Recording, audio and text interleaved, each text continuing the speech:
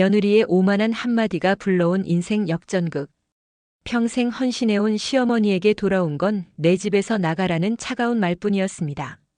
하지만 그녀는 눈물 대신 통쾌한 복수를 준비했고 결국 모든 것은 뒤집혔습니다. 가슴이 시원해지는 반전 사연, 지금 바로 확인해 보세요. 사연 시작 전 구독과 좋아요 버튼 눌러주시면 사연의 재미가 2배가 됩니다. 사연 이야기 시작합니다. 저는 박말순입니다. 올해 73이에요. 평생을 자식들을 위해 살아왔다고 해도 과언이 아닐 겁니다. 남편을 일찍 여인 후 28배 나이에 2 아들을 홀로 키워야 했어요. 그때만 해도 막막했습니다. 하지만 포기할 수는 없었어요. 내 품에 안긴 2 아이가 있었으니까요. 큰아들 민수와 작은아들 민호, 2 아이는 제 전부였습니다. 새벽부터 밤늦게까지 일했어요. 남들 집 빨래도 해주고 김치도 담가서 팔고 못하는 일이 없었습니다. 손이 얼어서 감각이 없어질 때도 있었지만 아이들이 배고파하는 모습은 볼 수 없었거든요. 엄마, 배고파요. 하던 아이들이 어느새 훌쩍 자라서 대학도 보내고 군대도 다녀왔습니다. 큰아들 민수는 성실한 편이었지만 사업 수완은 별로였어요. 작은 회사에서 월급쟁이로 일하며 겨우겨우 살아가고 있었습니다. 35이 되도록 장가를 못 간 민수를 보며 저는 마음이 애타기 시작했어요. 주변에서 중매를 서주겠다는 분들이 있어서 정미라는 여자분과 만나게 해드렸습니다. 정미 씨는 30살이었어요. 외모도 괜찮고 성격도 그럭저럭 괜찮아 보였습니다. 민수가 좋아하는 것 같아서 저도 마음을 놓았어요. 민수가 결혼을 하겠다고 했을 때 저는 기뻤습니다. 하지만 한편으론 걱정도 됐어요. 신혼집을 마련할 돈이 없었거든요. 민수야, 우리 집에서 함께 살자. 집이 넓으니까 불편하지 않을 거야. 제가 평생 살던 이 집은 남편이 젊을 때 장만한 곳이었어요. 방도 넉넉하고 마당도 있는 단독주택이었습니다. 민수도 여기서 자랐으니까 새 출발을 하기에는 나쁘지 않다고 생각했어요. 정미 씨와 결혼 전에 이야기를 나눠봤는데 처음에는 괜찮다고 했어요. 어머니, 집도 넓고 좋네요. 저희가 따로 살 형편도 안 되고 어머님께서 허락해 주시면 감사하죠. 그래서 저는 안심했습니다. 며느리가 이해심이 있구나 싶었거든요. 결혼식도 조촐하게 치렀어요. 저희 형편에 맞게요. 정미 씨 부모님도 오셨는데 괜찮은 분들이시더라고요. 신혼 초기에는 별 문제가 없었어요. 정미는 저에게 예의를 지켰고 저도 며느리에게 간섭하지 않으려고 노력했습니다. 일찍 나가서 늦게 들어오는 일이 많았거든요. 시장에서 장사도 하고 청소일도 했으니까요.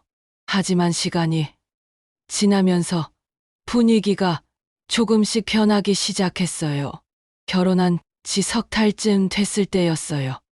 정미의 태도가 눈에 띄게 달라졌습니다. 처음에는 사소한 것부터였어요. 제가 부엌에서 뭔가 하고 있으면 못마땅한 표정을 짓더라고요. 설거지를 하거나 밥을 하려고 하면 눈치를 주기 시작했습니다. 어머니, 제가 할게요. 말은 정중했지만 표정과 목소리에서 짜증이 느껴졌어요. 저는 눈치채고 조심스럽게 물어봤습니다. 내가 뭔가 잘못했니? 아니에요. 그런 게 아니라.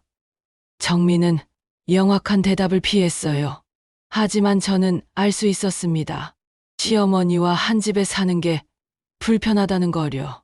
그래서 더욱 조심하게 됐어요. 부엌 사용 시간을 피해서 음식을 해먹고 거실에서도 오래 머물지 않으려고 했습니다. 제 방에서 보내는 시간이 많아졌어요. 민수에게 이야기해볼까도 생각했지만 신혼인데 괜한 갈등을 만들고 싶지 않았어요. 며느리도 적응 기간이 필요할 거라고 생각했거든요.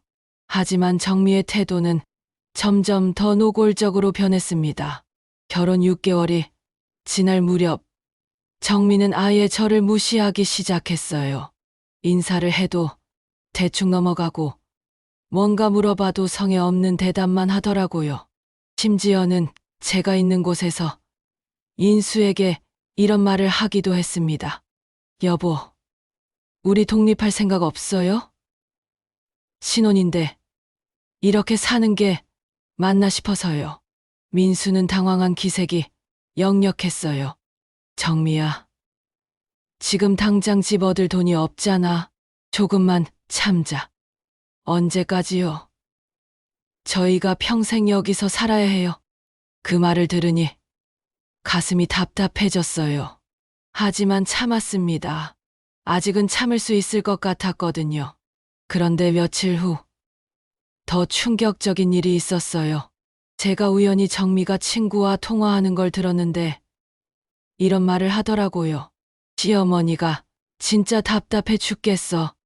언제까지 눈치 봐가며 살아야 하는지 빨리 나가시면 좋겠는데. 그 순간 머리가 띵했어요.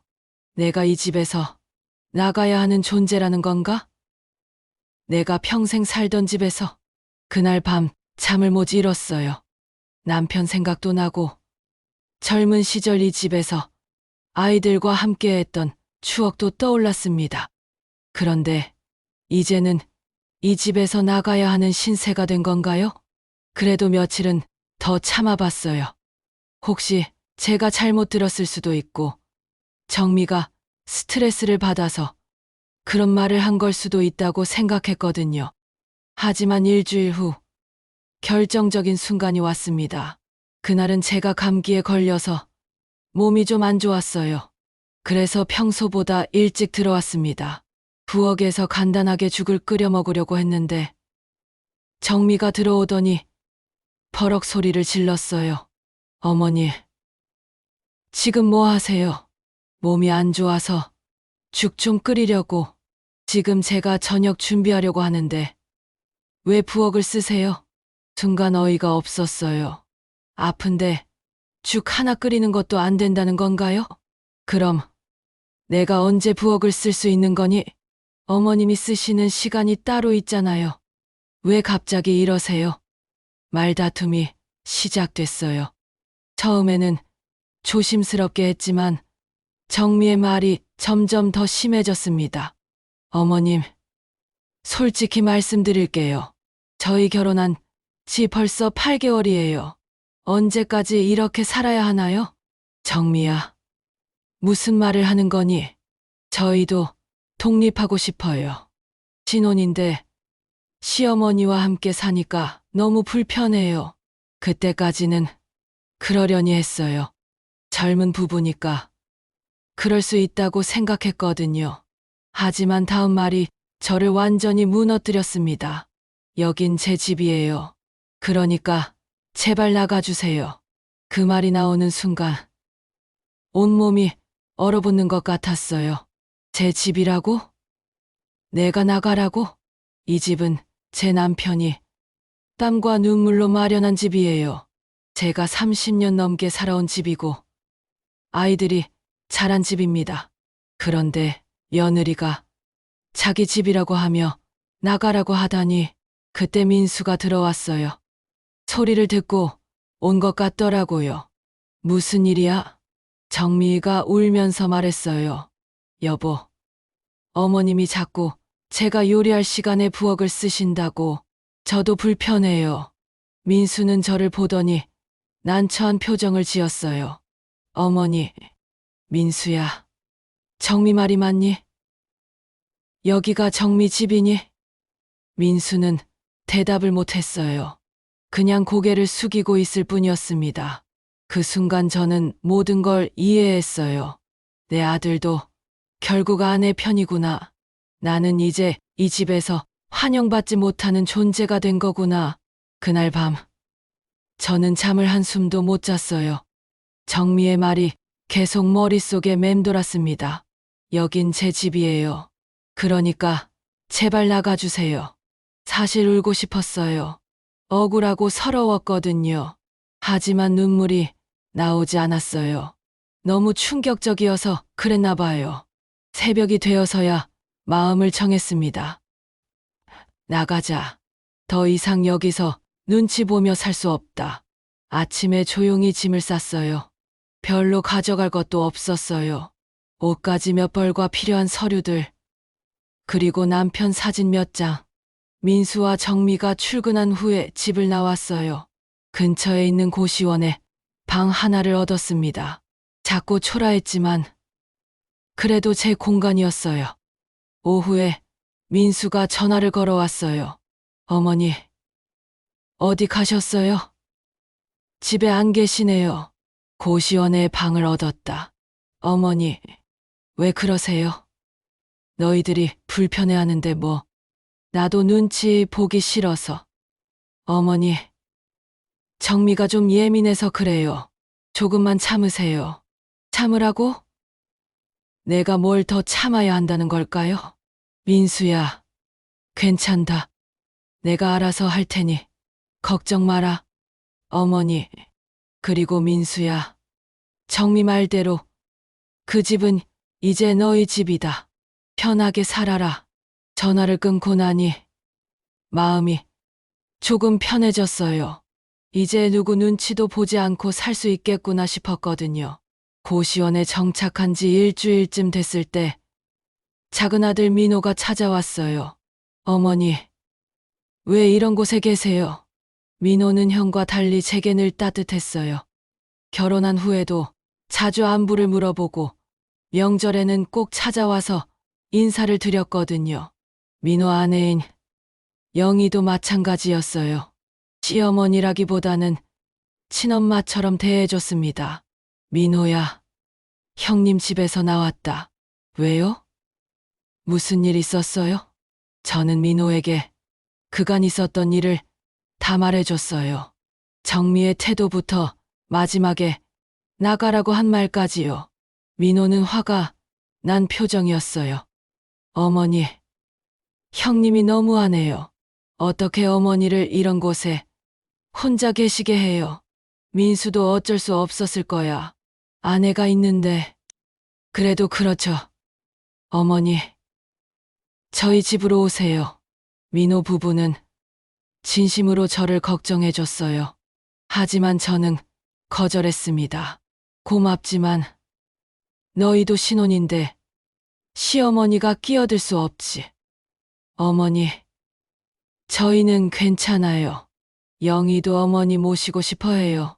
정말 고마웠어요. 하지만 저는 다른 생각이 있었습니다. 그날 밤, 저는 중요한 결정을 내렸어요. 제가 평생 모은 재산을 정리해서 민호에게 주기로 한 거예요. 다음 날부터 은행과 동사무소를 다니기 시작했어요. 제 명의로 된 예금 통장들과 땅 문서들을 모두 꺼냈습니다. 사실 저는 생각보다 재산이 많았어요. 평생 검소하게 살면서 모은 돈이 있었고 남편이 남겨준 땅도 있었거든요. 집 한 채 값 정도는 충분히 될 만한 재산이었어요. 민수에게는 이미 집을 물려줬으니까 나머지는 민호가 가져야 한다고 생각했어요. 더구나 민호는 늘 저에게 효도했으니까요. 법무사를 찾아가서 증여, 절차를 밟았어요. 현금과 땅, 모든 걸 민호 명의로 바꿨습니다. 어머니, 이거 너무 큰 거 아니에요? 형님한테는 말씀 안 드리세요? 민수한테는 이미 집을 줬으니까 이제 너 차례야. 하지만 민호야, 너와 영희가 늘 나를 친어머니처럼 대해줬잖아. 이제 내가 보답할 차례지. 민호는 감동해서 눈물을 글썽였어요. 어머니, 정말 감사해요. 저희가 어머니를 잘 모실게요. 그래, 너희 덕분에 마음이 놓인다. 재산을 정리하고 나니 마음이 후련했어요. 이제 누구에게도 미안해할 필요가 없겠구나 싶었거든요. 샵샵 9장 벌의 시작. 그로부터 석 달 후였어요. 민수가 급하게 찾아왔습니다. 어머니, 큰일 났어요. 민수의 표정이 창백했어요. 무슨 일인지 물어보니 민수가 친구와 함께 한 사업이 완전히 망했다고 하더라고요. 빚이 얼마나 되는데 3천만 원 정도요. 적지 않은 돈이었어요. 민수의 월급으로는 도저히 감당할 수 없는 금액이었습니다. 집을 담보로 대출을 받으려고 했는데 이미 대출이 많아서 더 받을 수가 없어요. 그제야 사정을 알겠더라고요. 민수가 집을 담보로 이미 돈을 많이 빌렸던 거예요. 그 돈으로 사업을 했다가 망한 거였습니다. 어머니, 도와주세요. 정말 급해요. 하지만 저는 이미 모든 재산을 민호에게 줘버린 상태였어요. 민수야, 미안하지만 엄마가 도와줄 수 있는 게 없다. 어머니가 모아둔 돈 있잖아요. 땅도 있고 그거 다 민호한테 줬다. 민수는 깜짝 놀랐어요. 뭐라고요? 왜 갑자기? 너한테는 집을 줬으니까 민호한테는 나머지를 준 거야. 민수는 당황해서 아무 말도 못했어요. 일주일 후 정미가 찾아왔어요. 혼자서요. 처음 보는 모습이었어요. 화장기 없는 얼굴에 눈은 빨갛게 부어 있었습니다. 어머님, 정미는 제 앞에 무릎을 꿇더니 울기 시작했어요. 어머님, 저희가 잘못했어요. 정말 잘못했어요. 무슨 일이니? 집이 경매로 넘어가게 됐어요. 빚을 못 갚아서. 아, 그렇게 된 거구나 싶었어요. 사업 실패로 생긴 빚을 못 갚아서 집까지 잃게 된 거였어요. 어머니, 제발 도와주세요. 저희 갈 곳이 없어요. 정미는 계속 눈물을 흘리며 애원했어요. 하지만 저는 담담했습니다. 정미야, 그 집이 내 집 아니었니? 어머님, 내가 나한테 나가라고 했을 때 거기가 내 집이라고 했잖아. 정미는 아무 말도 못했어요. 그런데 이제 와서 왜 내게 도움을 청하니? 어머님, 제가 정말 잘못했어요. 그때는 제가 미쳤었어요. 미쳤었다고 저는 차분하게 말했어요. 정미야, 내가 나가라던 그 집, 이제 내 집도 아니고 내 집도 아니다. 그리고 나는 너희를 도와줄 마음도 없다. 정미는 더욱 큰 소리로 울었지만 저는 마음을 바꾸지 않았어요. 제발요. 어머니, 저희 정말 갈 곳이 없어요. 나도 여기 고시원밖에 갈 곳이 없었는데 그 말을 하고 나니 정미는 더 이상 뭐라고 할 수 없었던 것 같아요. 그 일이 있고 난 후 동네에서는 소문이 퍼졌어요. 박말순 씨 들었어? 며느리가 시어머니 내쫓았다가 결국 집까지 잃었다면서. 세상에, 그런 일이. 시어머니를 내쫓다니. 그것 봐. 벌 받은 거야. 어른을 함부로 대하면 안 되는 거야. 동네 사람들은 모두 제 편이었어요. 특히 나이 드신 분들은 정미를 몹시 못마땅해 했습니다. 말순이가 얼마나 고생해서 아들들 키웠는데 며느리가 어떻게 그럴 수가 있어. 요즘 젊은 것들은 정말 버릇이 없어. 시어머니가 뭐 대수라고. 물론 저는 이런 소문들을 즐기지 않았어요. 하지만 인과응보라는 말이 괜히 있는 게 아니구나 하는 생각은 들었습니다. 민수와 정미는 결국 전세로 작은 원룸을 얻어서 이사를 갔어요. 빚 때문에 민수는 야간 일까지 하게 됐다고 들었습니다. 민호는 제가 준 재산으로 괜찮은 집을 장만했어요. 그리고 저에게 함께 살자고 다시 제안했습니다. 어머니, 이제 집도 넓어졌으니까 저희와 함께 사세요. 이번에는 저도 수락했어요. 민호와 영희는 진심으로 저를 가족으로 여겨주고 있었거든요. 새 집으로 이사한 첫날, 영희가 제 방을 꾸며줬어요. 어머니, 편하게 지내세요. 여기는 어머니 집이에요. 그 말을 들으니 정미가 했던 말과 너무 대조적이어서 감회가 새로웠어요. 같은 며느리인데 이렇게 다를 수가 있구나 싶었거든요. 민호 가족과 함께 살기 시작하면서 저는 정말 행복했어요. 영희는 저를 친어머니처럼 대해줬고 민호도 늘 제 안부를 살폈습니다. 손자 손녀들도 생겼어요. 민호 부부가 아이 둘을 낳았는데 아이들은 저를 너무 좋아했습니다. 할머니, 오늘 뭐 해주실 거예요? 할머니가 해주는 밥이 제일 맛있어요. 아이들의 웃음소리를 들으니 제 마음도 따뜻해졌어요. 이런 게 진짜 가족이구나 싶었거든요. 그로부터 1년 정도 지났을까요? 민수가 가끔씩 안부 전화를 걸어오기 시작했어요. 어머니, 안녕하세요. 몸은 괜찮으세요? 처음에는 냉담하게 대답했지만 시간이 지날수록 민수도 많이 변한 것 같았어요. 어머니, 제가 그때 정말 잘못했어요. 어머니 편을 들어드렸어야 했는데 민수는 진심으로 후회하고 있는 것 같았어요. 정미도 많이 반성하고 있어요. 어머니께 용서를 구하고 싶어 한다고. 하지만 저는 쉽게 마음을 열지 않았어요. 한 번 받은 상처가 그렇게 쉽게 아물지는 않거든요.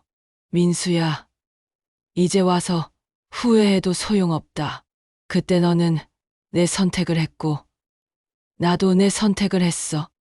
어머니, 그리고 나는 지금 행복해.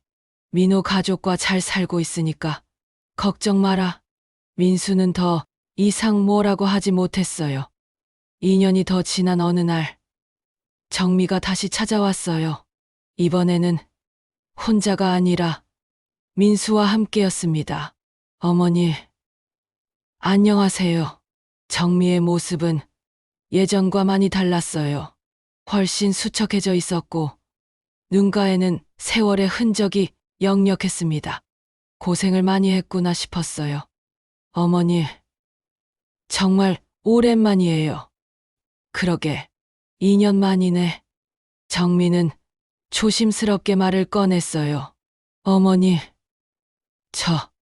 그동안 정말 많이 반성했어요. 제가 어머님께 얼마나 못된 짓을 했는지. 지난 일을 왜 꺼내니?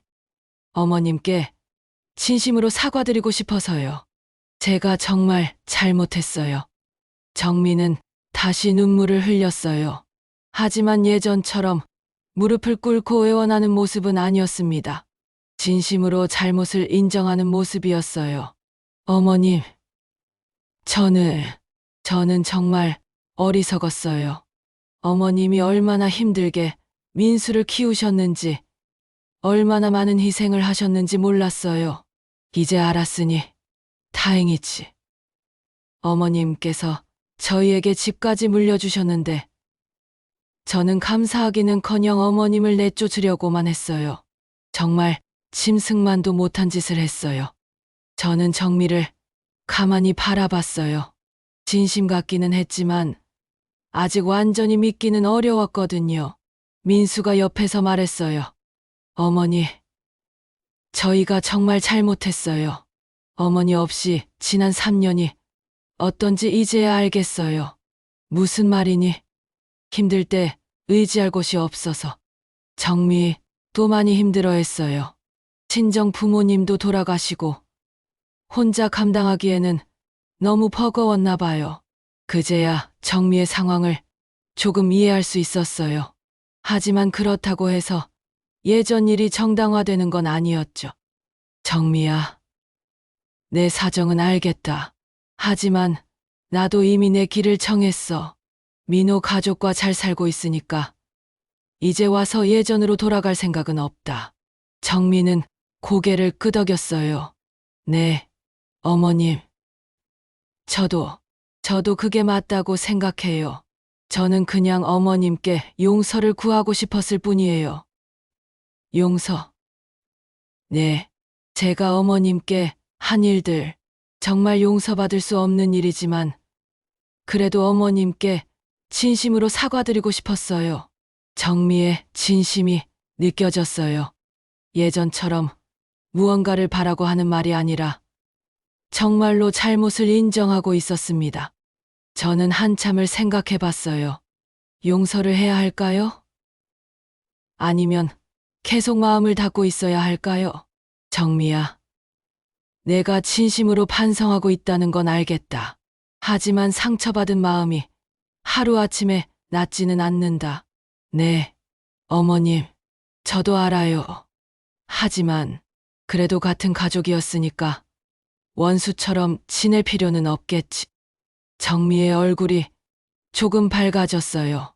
어머님, 완전히 예전으로 돌아갈 수는 없어도 그래도 서로 미워하지는 말자. 정말, 정말 감사해요. 어머니, 민수도 안도의 표정을 지었어요. 어머니, 고맙습니다. 민수야, 너도 이제 철이 들었으니까 앞으로는 내가 가장 역할을 제대로 해야 한다. 네, 어머니, 꼭 그러겠습니다. 그날 이후로 민수와 정민은 가끔씩 안부 인사를 하러 왔어요. 하지만 예전처럼 함께 살자거나 하지는 않았습니다. 서로의 경계를 인정하고 적당한 거리를 두고 지내는 게 좋겠다고 생각했거든요. 몇 개월 후, 민수가 아이를 데리고 왔어요. 제 첫 손자였습니다.